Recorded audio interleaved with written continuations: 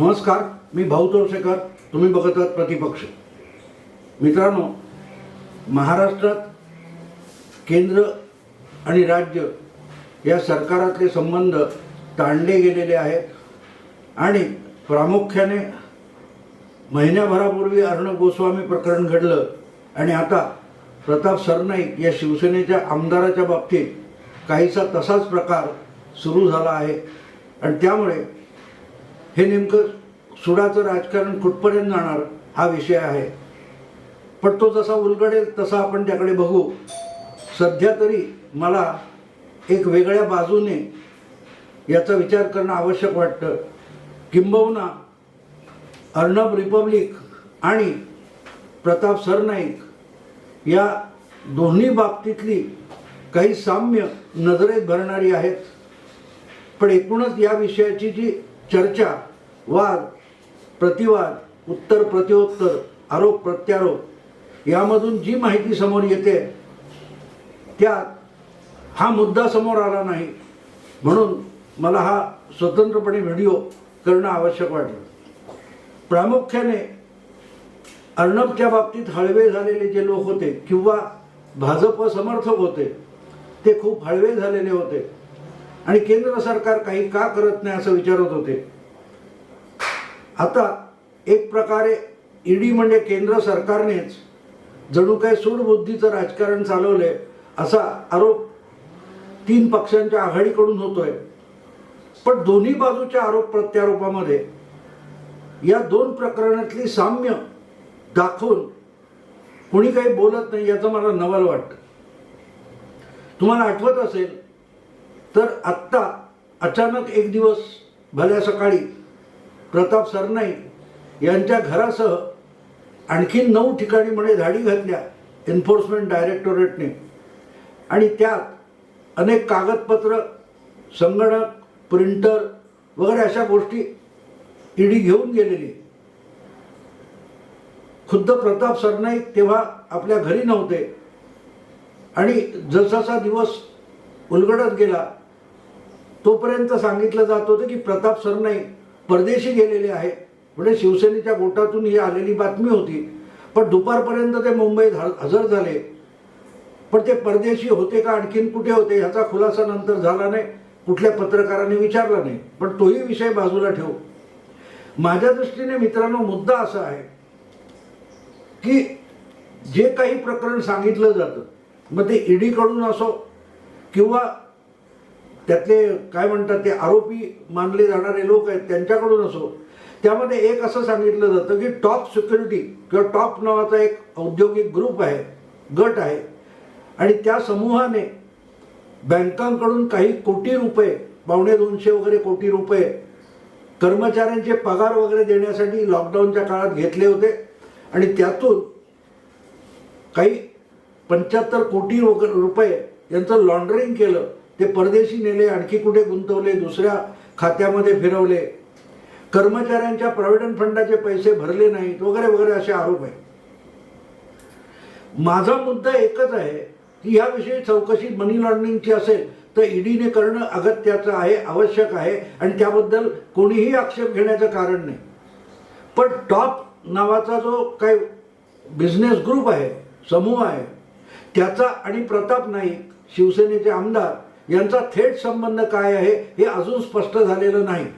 उडत उडत असं सांगितलं जातं की टॉप ग्रुपचे जे काय म्हणणार प्रमोटर, प्रमुख, मालक राहुल नंदा आणि प्रताप सरनाईक यांची दोस्ती आहे आणि त्यामुळे त्यांनी प्रताप सरनाईक यांच्या मुलांच्या कंपन्यांमध्ये काही गुंतवणूक केली आहे का अशी शंका आहे. हरकत नाही, अशा शंका घेऊनच तपास सुरू होतो. तपास सुरू होण्याची कारणच मुळात शंका असते. त्यामुळे शंका घेणं चूक आहे असं मी म्हणणार नाही, त्या दृष्टीने तपास करणं ही सुद्धा चूक म्हणता येणार नाही.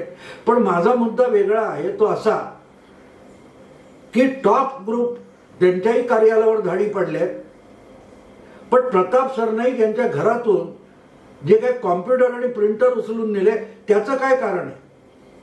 टॉप ग्रुपचे मालक किंवा उघडपणे भागीदार, कागदोपत्री भागीदार प्रताप सरनाईक नसतील तर मग त्यांच्या घरच्या कॉम्प्युटरमध्ये टॉप ग्रुपच्या ज्या कंपन्या आहेत त्यांचा धपला घोटाळा याचे तपशील कसे काय सापडू शकतात की गुपचूप प्रताप सरनाईक यांच्या घरातून टॉप नावाची जी कंपनी आहे तिचे सगळे व्यवहार हे प्रताप सरनाईक किंवा त्यांनी चालवलेले व्यवहार याचे संगणकीय नोंदी या प्रताप नाईक यांच्या घरातून चालत होत्या असा तो कुठे दावा केलेला नाही. मग मुद्दा असा येतो की प्रताप सरनाईक यांच्या घरातले जे संगणक आहेत, कॉम्प्युटर आहेत, प्रिंटर वगैरेची माहिती, कागदपत्र ती ईडीने का उचलून नेली हा प्रश्न पत्रकारांनी सुद्धा विचारलेला नाही. केंद्रावर सूडबुद्धीचा आरोप करणारा, ईडीवर सूडबुद्धीचे आरोप करणारे शिवसेनेचे नेते प्रवक्ते आहेत, त्यांनी हा प्रश्न का विचारलेला नाही. अजब आहे की ज्याला तुम्ही सूड म्हणता तो सूड जिथे स्पष्टपणे दिसतो की सरनाईक यांच्या कुठल्याही कंपनीविषयी ईडीने शंका व्यक्त केलेली आपल्या तरी ऐकिवात नाही, कोणाच्या ऐकिवात नाही. मग त्यांच्या घरातले संगणक हे टॉप कंपनीच्या चौकशी आणि तपासासाठी का घेऊन घेतले जातात, का तपासले जातात, त्यातली माहिती डाउनलोड का केली जाते हा खरा प्रश्न आहे. आणि तो अजूनही त्याच्यावर साधी चर्चा पण झालेली नाही. आणि म्हणून मग मला ही एक मोडस ऑपरेंडी वाटते. आणि ती मोडस ऑपरेंडी जशीच्या तशी अर्णब प्रकरणाशी समांतर आहे, तशीच्या तशी आहे. तुम्हाला आठवत असेल अर्णब प्रकरण आलं कुठून? अर्णब प्रकरण जे आलं ते BARC ही जी TV चॅनेल्स आहेत त्यांचं रेटिंग ठरवणारी, त्यांची TRP ठरवणारी जी संस्था आहे तिच्या तक्रारीपासून रिपब्लिक प्रकरण सुरू झालं. या संस्थेने आपल्या कुठच्या ते काउंटिंग चालतं त्या यंत्रामध्ये काही कंपन्यांनी, चॅनेलच्या कंपन्यांनी घोटाळा केला असा आक्षेप घेऊन एक तक्रार चौकशीसाठी मुंबई पोलिसांकडे दिली होती. आणि त्या संबंधी मुंबईचे पोलीस आयुक्त परमवीर सिंग यांनी एक पत्रकार परिषद घेतली आणि त्याच्यात 2 मराठी चॅनेल आणि तिसरा रिपब्लिक असा उल्लेख केला होता आणि तिथून TRP प्रकरण सुरू झालं. पण ज्या वेळेला ती घोषणा किंवा ती पत्रकार परिषद परमवीर सिंग मुंबईचे पोलीस आयुक्त यांनी केली त्यानंतर काही तासात अर्णब गोस्वामी याने मूळ तक्रारच आपल्या चॅनेलवर दाखवली आणि ती जगजाहीर केली की या जी BARCची तक्रार आहे त्या तक्रारीमध्ये कुठेही रिपब्लिकचा उल्लेख नाही तर इंडिया टुडेचा उल्लेख आहे. TRP मध्ये घोटाळा करण्याचा प्रयत्न इंडिया टुडे या वृत्त समूहाकडून झाला असा गौप्यस्फोट अर्णब गोस्वामीने केला. आणि तरीही ते प्रकरण रेटत नेलं होतं. तेही बाजूला ठेवू की बाबा खरोखर कोणाचं नाव होतं, काय होतं. आणि आता तर त्या संबंधातली जी ही नोंदणी करणारी कंपनी हौसा रिसर्च त्यांनीही हायकोर्टामध्ये धाव घेतली आहे आणि आपल्यावर मुंबईच्या पोलिसांकडून रिपब्लिकला गुंतवण्याचा आग्रह धरला जातो, दबाव आणला जातो, आपल्याला संरक्षण मिळावं, आपल्याला धमक्या मिळतात, ही तक्रार केलेली आहे. त्यामुळे तो विषय सध्या बाजूला ठेवू. माझा मुद्दा इतका सोपा आहे की जर रिपब्लिकच्या TRPचं प्रकरण असेल तर TRPचं जे प्रकरण आहे त्याचा तपास करताना अर्णबच्या वेगवेगळ्या कर्मचाऱ्यांना, अधिकाऱ्यांना, व्यवस्थापकांना मुंबईच्या क्राईम ब्रँचने वारंवार बोलवलं. त्यांच्याकडे वेगवेगळी कागदपत्र मागवली. अर्णबने तर एकदा संतापाच्या भरात आपल्या वेगवेगळ्या आर्थिक व्यवहाराच्या फाईल्स दाखवल्या. किंबहुना मुंबईच्या पोलिसांनी आपल्याला मनी ट्रेल सापडले, पैसे कुठून कुठे सरकवत गेले हे सापडलं असं म्हटलंय. पण गंमत बघा, त्याच काळात अर्णब गोस्वामी एक सतत मुंबई पोलिसांची टिंगल करण्यासाठी सांगत होता की रिपब्लिक चॅनेलच्या ऑफिसमध्ये आणि स्टुडिओमध्ये बाथरूमला कड्या कुठच्या लावल्या, त्या कड्यांचं बिल कुठून आहे ते दाखवा, दरवाजे कुठले लावले, टॉयलेट कुठले लावले, टॉयलेट मधला जो सॅनिटरी काय पेपर असतो तो कुठला आहे, तो कुठून खरेदी केला ते दाखवा. अशी वेगवेगळी बिलं मागितली. या बिलांचा आणि TRPचा संबंध काय हा प्रश्न अर्णब गोस्वामीने विचारलेला होता, तुम्हाला आठवत असेल. आणि वास्तविक आहे TRPचा जो विषय आहे तो अर्णबच्या स्टुडिओ, ऑफिस आणि तिथल्या वेगवेगळ्या खर्चाची बिलं यांच्याशी निगडीत असू शकत नाही. मग तरीही पोलीस, मुंबई पोलीस वारंवार त्याच्या वेगवेगळ्या अधिकारी कर्मचाऱ्यांना, संपादक, रिपोर्टर्सना बोलवून काय विचारत होते नेमके? टीआरपीचा ह्याच्याशी काय संबंध होता? पण मुद्दा टीआरपीचा होता आणि तपास कुठला चालला होता? तर अर्णबच्या स्टुडिओच्या उभारणीतला खर्च, त्याच्या मेंटेनन्सचा खर्च, देखरेखीचा खर्च, देखभालीचा खर्च या संबंधीची बिलं तपासली जात होती. आठवतं ना तुम्हाला? हा, मग तसाच्या तसं आता इथे साम्य काय आहे आपण बघू. ते साम्य मित्रांनो असं आहे की इथे टॉप ग्रुप कंपनीने काहीतरी घपला केला, मनी लॉन्ड्रिंग केलं आणि टॉप ग्रुपचे जे मालक आहेत राहुल नंदा, ते प्रताप सरनाईक यांचे मित्र आहेत आणि म्हणून धाड कोणावर पडली? तर प्रताप सरनाईक यांच्या घरी. आणि त्यांचे संघटक वगैरे नेले. त्यांच्या संघटक जे आहेत, कॉम्प्युटर आहेत किंवा कागदपत्र आहेत, त्याच्या टॉप ग्रुपचे सगळ्या आर्थिक व्यवहाराची माहिती कशी मिळणार? किती नकोच आहे की टॉप ग्रुपची माहिती ईडीला नकोच आहे का? हा प्रश्न या सगळ्या टॉप आणि प्रताप प्रकरणामध्ये अतिशय महत्वाचा, कळीचा प्रश्न आहे. टॉपची माहिती ही प्रताप सरनाईकांच्या संगणकांमध्ये मिळू शकत नाही. ती सगळी माहिती तुम्हाला आवश्यक आहे ती टॉप ग्रुपचे ऑफिस, कंपनी काय असेल तिथले सगळे संगणक त्यामध्ये मिळू शकतो. प्रताप सरनाईक, त्यांचा मुलगा यांच्या संगणकामध्ये, कॉम्प्युटरमध्ये टॉपची माहिती कशी मिळणार? आणि जर मिळणार नसेल तरीही ते ताब्यात घेऊन कुठली माहिती ईडी तपासायला बघते? हे सगळ्यात मोठं प्रश्नचिन्ह आहे, ज्याची चर्चा गेल्या 3 दिवसात मला कुठेही ऐकायला मिळाली नाही. आणि त्यामुळे जे सूडबुद्धीचा आरोप करतायत, किमान त्यांनी तरी हा प्रश्न विचारायचा की तुम्ही चौकशी जर टॉप ग्रुपची करताय तर प्रताप सरनाईक यांच्या घरातला कॉम्प्युटर, ती माहिती तुम्हाला कुठून देणार? आणि नसेल देणार तर सरनाईक यांच्या कॉम्प्युटरमधून कुठली माहिती तुम्ही शोधत आहात? हा प्रश्न ईडीला विचारावा आणि जाहीरपणे विचारावा. शिवसेनेचे जे तोंड पाटीलकी करणारे प्रवक्ते आहेत त्यांनी हा प्रश्न विचारावा. खुद्द प्रताप सरनाईक हे सुद्धा शिवसेनेचे एक प्रवक्ते आहेत आणि ही सगळी घटना घडल्यानंतर त्यांनी सांगितलं की मी तरीही बोलायचा थांबणार नाही. अरे बिलकुल थांबू नका, पण सरनाईक साहेब एक प्रश्न विचारा ईडीला की बाबा माझ्या घरातल्या कॉम्प्युटरवर टॉप समूह जो आहे, उद्योग समूह, व्यवसाय समूह, बिझनेस ग्रुप, त्याची माहिती एका शिवसेनेच्या आमदाराच्या घरातल्या कॉम्प्युटरवर मिळणार कशी? त्याचं उत्तर द्यावं ईडीने. आणि ते देता येत नसेल तर याचा खुलासा करावा की सरनाईक यांच्या कॉम्प्युटरमध्ये ईडी कुठली माहिती शोधते आहे. प्रत्यक्षात ती माहिती खरोखरच टॉपच्या संबंधित आहे की सरनाईक आणि शिवसेनेच्या इतर नेत्यांना अडकवता येईल अशी माहिती शोधली जाते? हे प्रश्नचिन्ह नाही. आणि म्हणून परत एकदा रिपब्लिकमध्ये जाऊ. रिपब्लिकच्या स्टुडिओच्या उभारणीच्या संबंधीची, तिथल्या देखभालीच्या संबंधीची कागदपत्र आणि बिलं पुन्हा पुन्हा क्राईम ब्रँच तपासत होती. याचं कारण उघड होतं, त्यांना टीआरपीशी संबंधित चौकशी करायचीच नव्हती.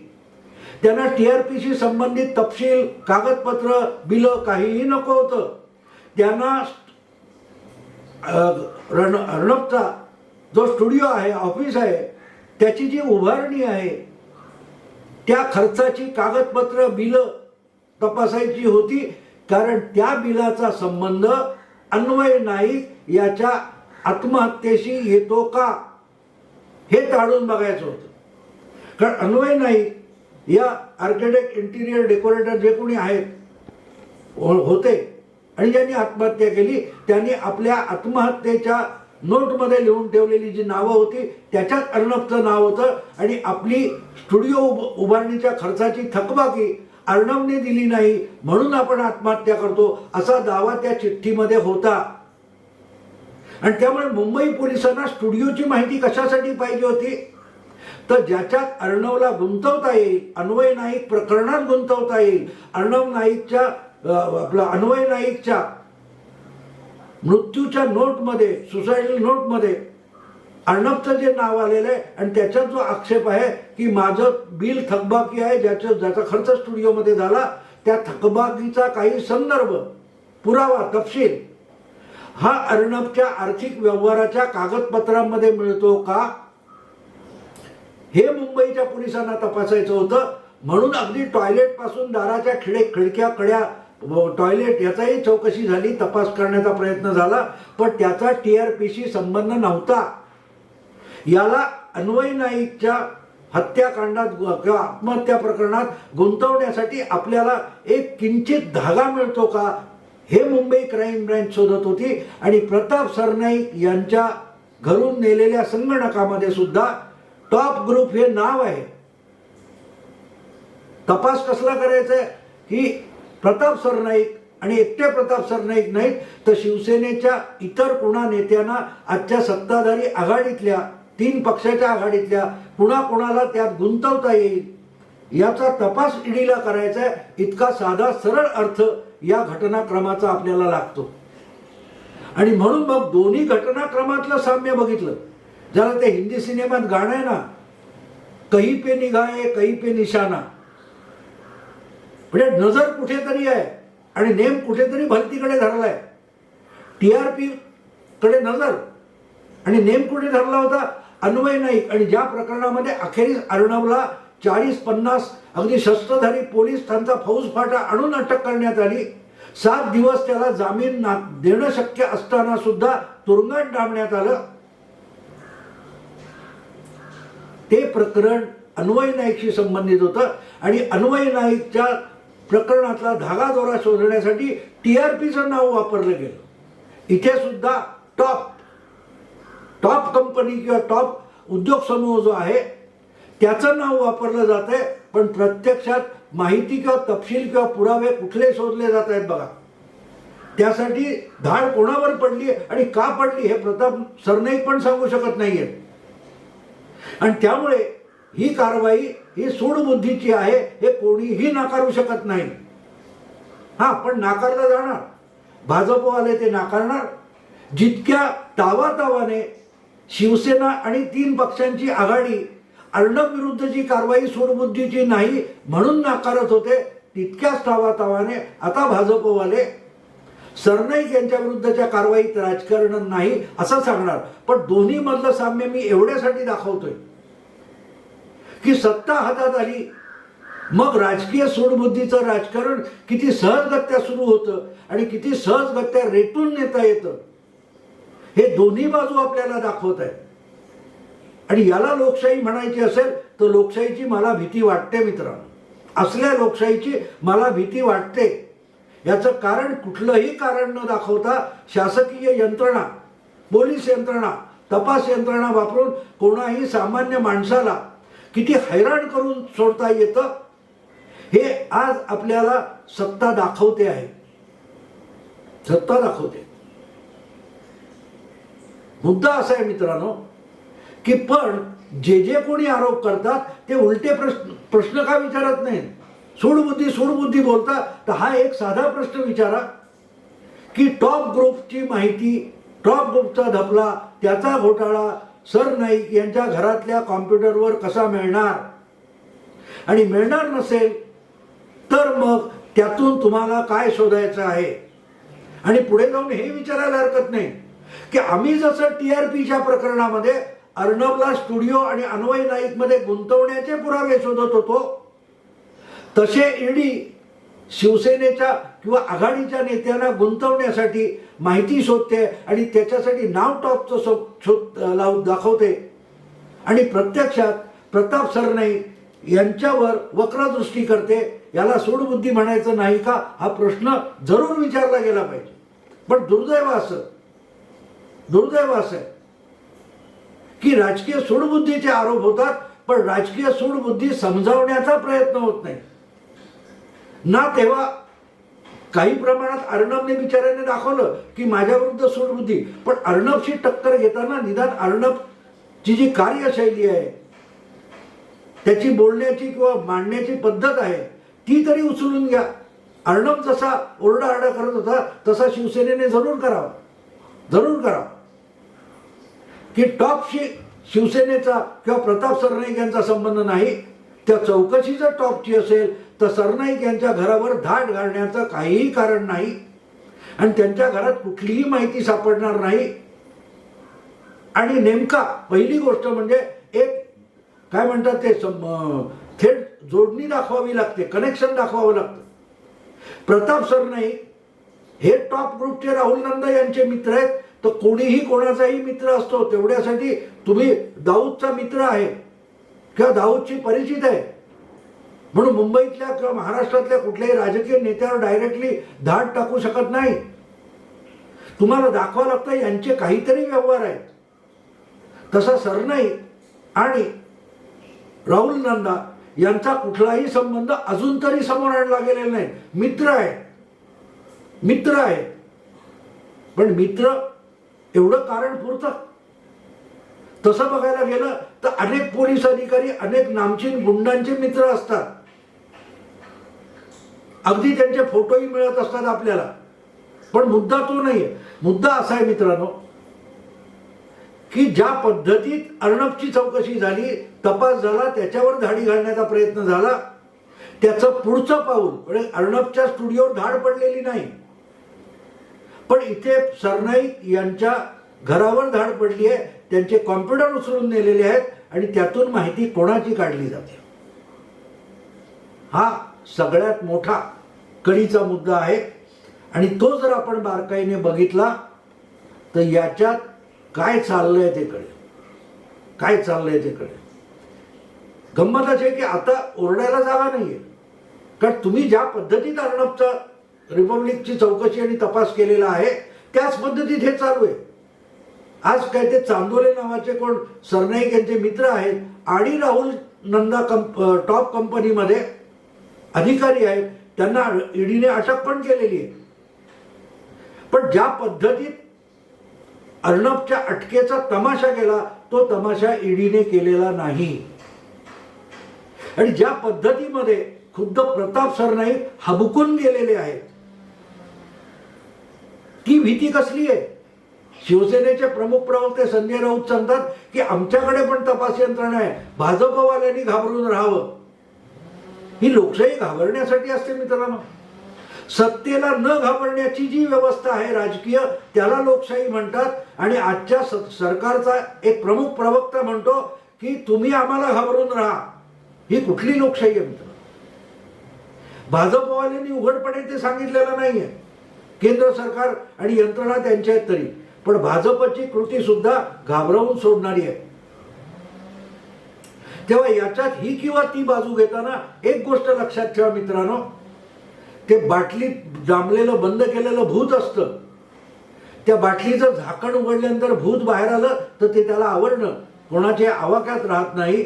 तसं या ज्या तपास यंत्रणा आहेत, पोलीस यंत्रणा आहेत, त्यांच्या हाती कायद्याने मिळालेले जे अनाठायी अधिकार आहेत त्यांचा गैरवापर करू नये. आपण सद्विवेक बुद्धीने त्याचा वापर करावा, अंमल करावा. याचं जोपर्यंत दडपण असतं तोपर्यंत लोकशाही व्यवस्था टिकत असतात. हे प्रत्येकाने लक्षात ठेवावं. तुम्ही या बाजूचे असा किंवा त्या बाजूचे असा, पण शासकीय यंत्रणा आणि अंमलदार यांना बेताल वागण्याची मुभा जेव्हा दिली जाते तेव्हा ते तुम्हाला कठपुतळीसारखे खेळवू लागतात. मग सत्ता तुमच्या हातात असो किंवा नसो. तो अल्लाद्दीन जो आहे त्याचा जादूचा दिवा म्हणता, तसा दिवा ज्याच्या हाती जाईल राक्षस त्याचा गुलाम असतो आणि तो तुम्हाला ओळखत नाही. त्याची निष्ठा दिवा ज्याच्या हाती आहे, दिव्याशी असते.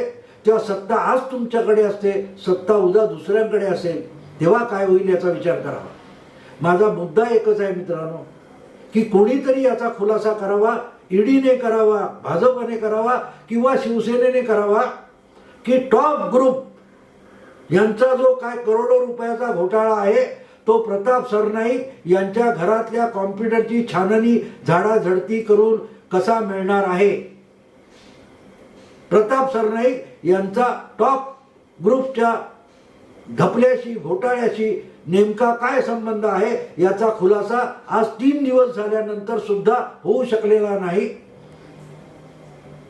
कार्यशैली मुंबई पोलिसांनी निर्माण केली, महाराष्ट्र पोलिसांनी निर्माण केली, महाराष्ट्राच्या सरकारने निर्माण केली, त्याच्यावर अधिक कुटीलपणे पुढची पायरी केंद्रीय तपास संस्था चालतायत, पुढचं पाऊल टाकतायत हे सांगणं आवश्यक होतं, म्हणून हा व्हिडिओ केला. तुम्हाला तो आवडला तो मित्र परिचितांना फॉरवर्ड करा. प्रतिपक्ष घटनांचे वेगवेगळे पदर उलगडून सांगतो त्याला अधिकाधिक सबस्क्राईब करा. नमस्कार.